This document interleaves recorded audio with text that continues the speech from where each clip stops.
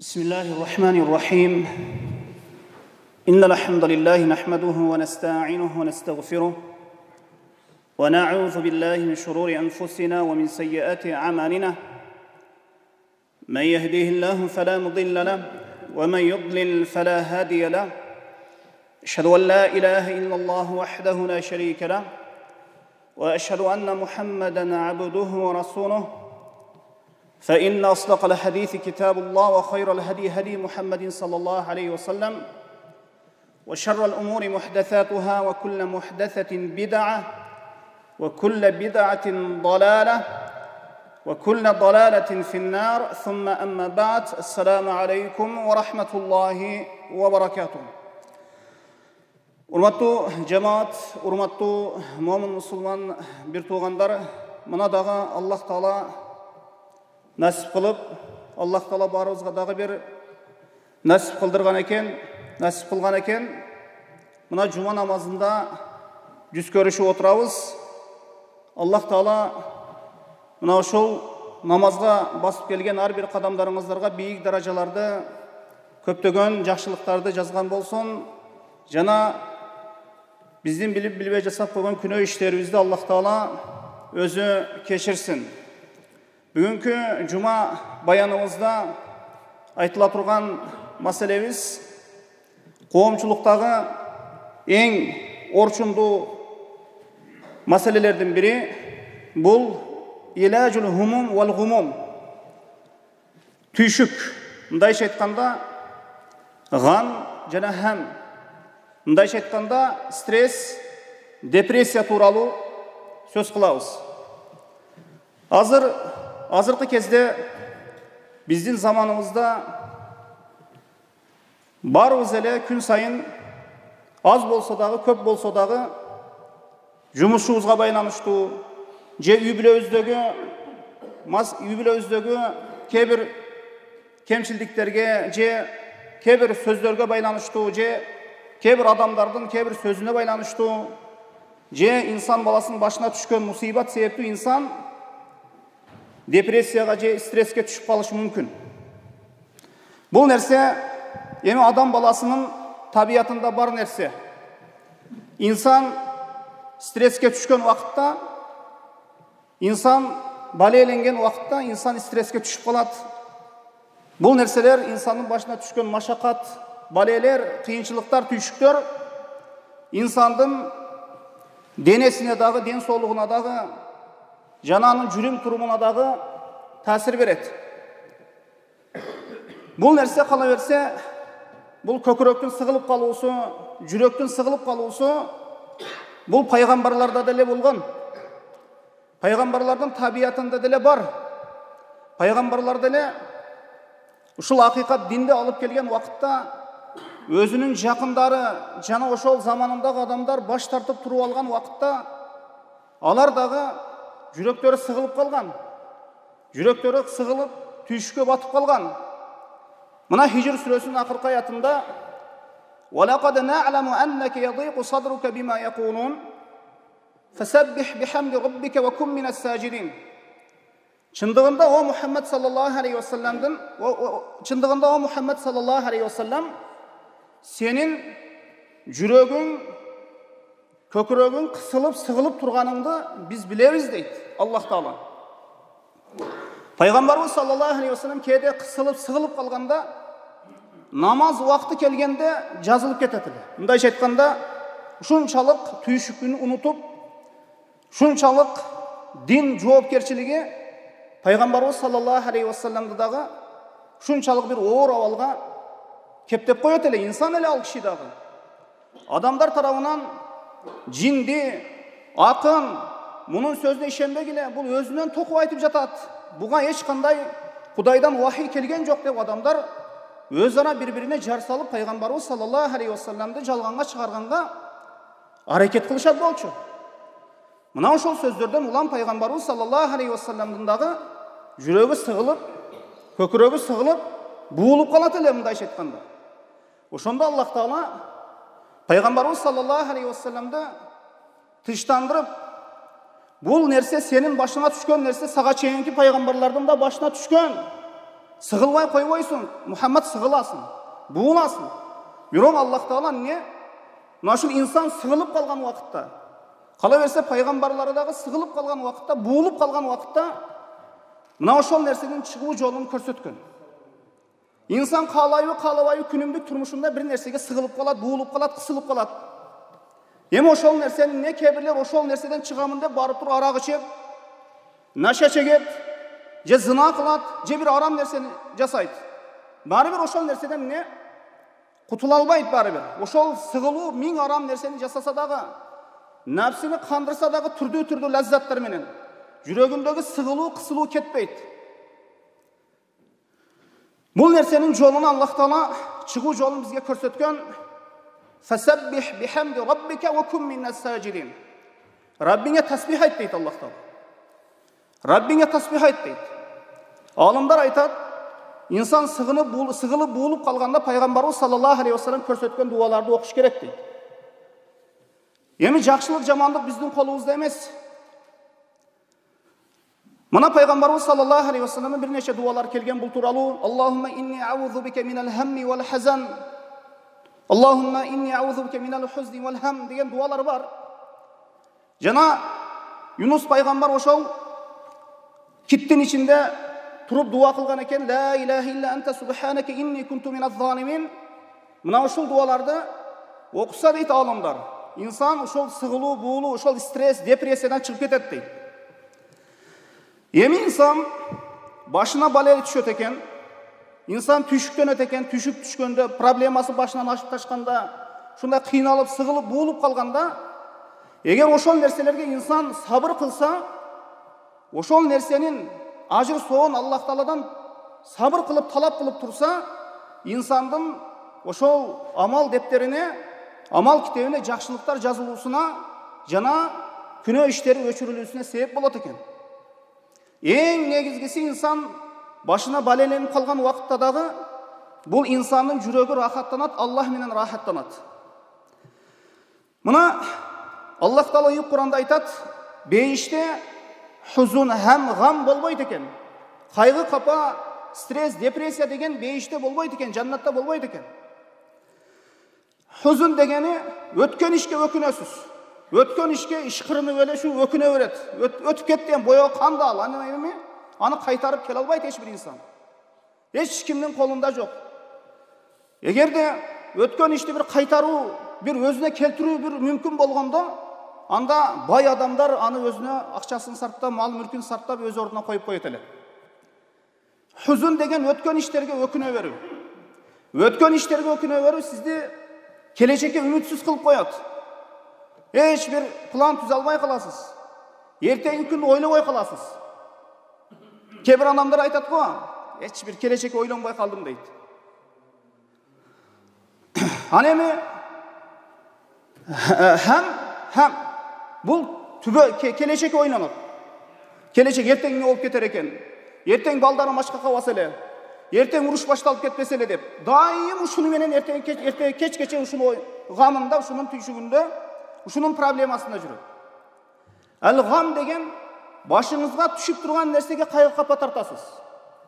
Башыңызга түшүп турган нерседе, ушул үч нерседе хузун, өткөн нерселерге өкүнүү, гам бул башка түшүп турган нерселерге, мындайча айтканда өткөн нерселерге кайгы капа кылуу хузун. Ал эми гам болсо башыңызга түшүп турган нерселердин не кайгы капасын кылуу, ал хам келечекти ойлоп, келечектен кайгы капасын кылуу. Мына бейиште бул депрессия, стресс деген нерселер болбойт экен. Ошол хам, гумум, гам, хузун, мына ушулардын баарысы азыркы тил менен айтканда стресс, депрессия деп аталат. Кур'ан-ы Керимде Аллах Таала дайым эле ошо стресске түшүп жүрө бергенден кайтарган. Дайым эле буылып, кысылып жүрө бергенден кайтарган. Бул ден соолукка дагы зыян, инсандын ибадаттарына дагы таасир берет. Дайым эле буылып, кысылып жүргөн адам таат ибадаттардан бир лаззат албай калат. Ошол нерселердин кызыгы, жашоонун кызыгы жоголуп калат ошол инсанга. Мына вакалу алхамдулиллахи аллази азхаба аннал хазан инна раббана лагафурун шакур. Бейишке киргендер айтат экен, Аллах Таалага мактоолор болсун, бизден кайгы капаны кетирди дейт экен. Жана Rabbimiz ne gafur, şakur zat deydi ekan.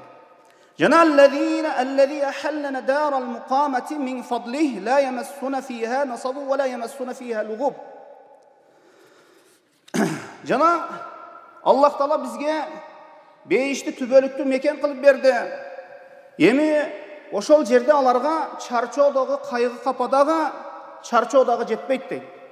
İnsan ertemenen keçeyin iştep üyüne çarça barıp adaldan tamak tağıp bir stroykada işteybi, bir jerde bir nersen taşıp işteybi. Ayabay çarçap jumuşundan barıp üyünde tilini etiyat bolup oşol gününe tapkanına şükür kılıp otursa Allah Taala ajır beret. Ajır soğup beret. İnsandın çarçağanı çarça barıp uhtağanı çarça barıp ne? İşte barğanı dağın ne? Allah Taala'nın aldığında ajır soğu жазылат eken. Emi insan streske, şu depresiyaga, şu buğulup, kısılıp kalgan uақытта bunun çıgуу жолдорунун birincisi, bunu hem bir neçe sebeplerde alımlar aytышат. Oşonun negizgilerini aytıp öteyim. Birinciden el-iman vel amalu salih. Allah'a bolgan iman. Jana jakşı amallar insandı uşul stresten, depresiyadan, sığılуу, buğuludan kutkarat eken. Mana Allah Taala Kur'an-ı Kerim'de aytat: "Men amile salihan min zekerin ev unsa ve huve mu'minun felunuhiyyennehu hayaten tayyibe." Kim jakşı amal jasasa deydi. Erkegi bolsun, ayalı bolsun, biz alardı jakşı jaşoodо jaşatabız deydi. Bul dünyada dagı jakşı jaşoo bolat, jana ahirette dagı jakşı jaşoo bolat deydi. Jaşoonun jakşısı bul jürekte Allah bolsa, Allah'a bolgan süyü, korku, ümit bolsa uşul jaşoo jakşı jaşoo, uşul insan baktılуу. Emi bul Allah Taala'nın vadası. Allah Taala jakşı amal kılgan erkek ayaldarga jakşı jaşoonu vada kıldı. Bul dünyada dagı, jana ahirette dagı. İmam Müslim özün sahihinde tömönki hadisli Suhayb radıyallahu anhudan rivayet kılıp keltirip Peygamberimiz sallallahu aleyhi ve sellem aytdı. Acaben li emril mu'min. Mu'mindin işi taң kalıştı deydi Peygamberimiz. Peygamber Muhammed sallallahu aleyhi ve sellem mu'mindin işine karap turup taң kalıp atat. İnne emrahu kullahu hayr. Mu'mindin işinin barısı jakşılık deydi. Ve leyse zâke li ahadin illa lil mu'min. Bul nerse hiçbir insanda bolbay, bir gana mu'minde bolat oşol nerse. Oşol jakşılıktın barısı mu'min kişide gana bolat. İn asabetuhu sarra'u şeker fekâne hayran lehu.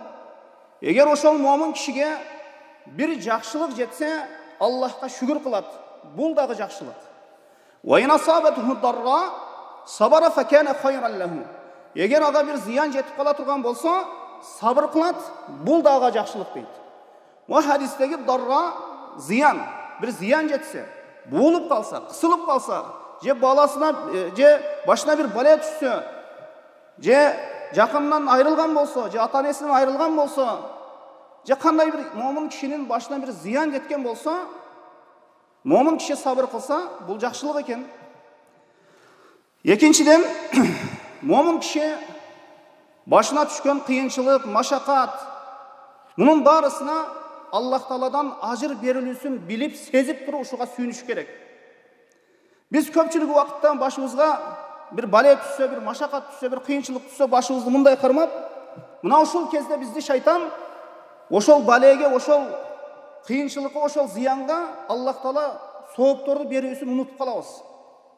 Anan ayta turgan sözdü aytıp alıp, iýlagança iýlap alıp, anan ne? Ayalı var, erkegi var, anan bir eki ay ötkөндөн keyin anan sabır dep aytabız. Mындай sabır dep aytabız. Bul çınıgı sabır emes. As-sabr inde sadmatul ula, sabır birinci sabır birinci sokkuda bolat. İmam Buhari jana Müslim Abu Hurayradan tömönki hadisleri rivayet kılat. Peygamberimiz sallallahu aleyhi ve sellem aytdı: "Ma yusibul muslim min nasabin ve la wasabin ve la hammin ve la huznin ve la adan ve la gammin hatta şevket yuşakuha illa keffarallahu biha min hatayah." Kaysi bir musulmanga bir musibat jetse deydi, bir kıyınçılık jetse, bir maşakat jetse, je bir çarçoo jetse, bir stres jetse, bir depressiya jetse, je bir kaygı kapa jetken bolsa, je bir ziyan jetken bolsa, je bir gam jetken bolsa, bir tüşke düşken bolsa, kalay verse Allah Taala anga tiken kirgen bolsa dagı Allah Taala anın günölerini kaffarat kılat, mına şul baleler sebepti deydi. Kalay verse tiken bul ne? Kede oşo tiken denenize kirgende bir közüngüzge da körünbeyt oşol nerse. Da jakşılap karaganыңızdan biz közüngüzge körünöt. Bir közüngө körünbey turgan bir kıyınçılıkka jolup kalsaң dele ne? Allah Taala soğup beredi eken. İmam Müslim'de daha bir hadis gelet eken, hattal hammi yuhammuha illa kuffira bih min sayyiatih.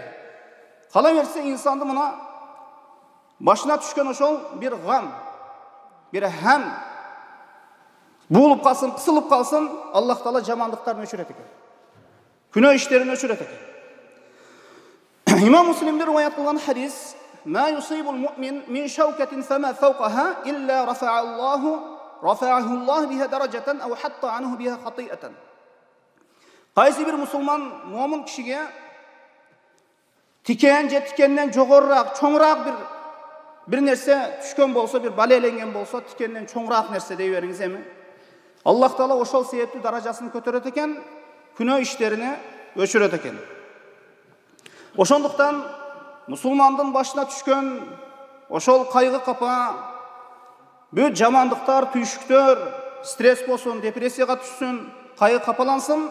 Bul nerselerden barысы musulman kişi eğer sabır kıla turgan bolsa, jakşılıkların köpöyүүsüne sebep bolot eken, jana oşonday ele jamandıkların öçürülüp ketүүsüne sebep bolot eken. Ötkönkü salihinlerden biri aytkan ekende, Lawla al-masaibe lawaradna yawm al-qiyama falis. Eğer bul dünyada musibatlar bolboganda, baleler, tүйшүктөр bolboganda, kıyamat günge bankrot boldan kelsek kerek dep oylap kalgan eken. Alardın bir ösü başına bir bale düşkön bolsa, biz jırgalçılıkta kanday sүйünöbüz, toyuksa kanday sүйünöbüz, baldarыбыз bir ийгиликке жetse кандай сүйүнөбүз, ошондой сүйүнөт эле дейт. Алардын башына bir бале түшүп калса, биз жана тойдо же bir максатыбыз ишке ашып калса, же жакшы акча таап аткан болсок, же bir максатыбыз ишке ашып, же балабыз bir жакшылыктарга жетип аткан болсо, ошол нерсеге сүйүнгөнүбүздө сүйүнөт эле башына bir бале түшсө дейт. Үчүнчүсү, бул диндин акыйкатын инсан билсе, бул башыга түшкөн кайгы капаган не моюн бербейт. Анткени бул үчүнчүсү мa'rifatu haqiqatu dunya, дүйнөнүн акыйкатын билиш керек. Дүйнө бул mata'un qalil деген Allah Taala. Аз гана нерсе деген. Өзүбүзгө эле карайлы. Рана болсо 60 жыл, 70 жылда мына көзүбүз, ички органдар барысы иштен чыгат. 15 күндүк айыбыз, bir айлык айыбыз. Ай чыкканда чоңоюп барат. 15 күн болот. 15 күндөн кийин кичирейип туруп, анан жоголуп кетет ай. Bir айлык ай. İnsan bul жашоодо bir айлык ай. Бул Allah Taala bizge ne? Razı olsun bul ümmet 100 yıl yaşasın. Men ümmetim 60 menen 70'in ortasında ketep degen. 60 menen 70'in ortasında men ümmetim degen Peygamberimiz sallallahu aleyhi ve sellem de 63 yaşında alamdan öttü. Başka ümmetlerge salıştırmalı bul düğünü az gana bir paydalanadıla turgan nerse bir vaktulu öyle. Ve tilkel ayyamu nudainu beynen nas. Biz mına uşul kündördü adamlardın aylanasında aylandırabız deydi. Adamların üstünden aylandırıp durabız deydi Allah Taala. Bir gün sүйүнөсүз bul жашоодо. Bir gün kapalanasız. Daim ele sүйүнүп öte örбейсиң bul жашоодо. Daim ele kapalanıp öte örбейсиң bul жашоодо. Buga bir misal mana жашообузда эле болуp турат. Азыр 1 saat 2 saat sүйүнүp турсаңыз, 1 saat 2 saattan keyin кайгыланып калышыңыз мүмкүн. Raza kaygılanıp kapalanıp tursanız, bir vakt ile suyunup kalışınız mümkün. Jürökö suyunuşta olup kalışı mümkün. Yaşo şunday bu yaşo. Daim insan, bayı olsun, kedeyi olsun, jırgap, daim ile suyunup, jürökünde suyunuş, kuvanış menen öte örбейт. Albatta insan kaygılanat, albatta insan suyunöt. Peygamberimiz sallallahu aleyhi ve sellem bir hadisinde aytdı, "Ad-dunya sijnul mu'min ve cennetul kafir." Бұл дүйнө момундун тозогу, кафирдин, капыр адамдын жаннаты dedi. Эми bir hadisте окуйлу. İmam Müslim жана İmam Bukhari rahimahumullah özünün sahihlerinde tömönkü hadisти Abu Qatada radıyallahu anhudan keltiredi. Peygamberimiz sallallahu aleyhi ve sellem Peygamberimiz sallallahu aleyhi ve sellem'in aldından bir cenaze ötüp kaldı. Annen Nebi sallallahu aleyhi ve sellem murra aleyhi bi cenazetin fekale. Bir cenaze Peygamberimiz sallallahu aleyhi ve sellem'in aldından ötüp kaldı. Mustarihun ve mustarahun minhu dedi. Peygamberimiz sallallahu aleyhi ve sellem cenazeye karab mustarihun ve mustarahun minhu diye ayıttı. Kalu ya Resulullah, o Allah'ın elçisi, bu mustarih, cana mustarihun minhu degeniniz, ne bu mustarahun minhu degeniniz, ne deyip adamlar soraştı. Mel mustarihu vel mustarahu minhu, bul degeni, kala, el mustarih degeni, el abdul mu'min yastarihu min nasabud dunya ve zâhi ila rahmetillah. Mu'min kişi alamdan ötken vakitte, mu'min kişi bul dünyanın maşakatından, problemasından, çarçosundan, büt tüyüşüklerinden, kayı kapasından kutulup Allah'ın rayımına ötüp deydi. Allah'ın rayımına ötken kezde şunçalık bende suyunup ketedi eken.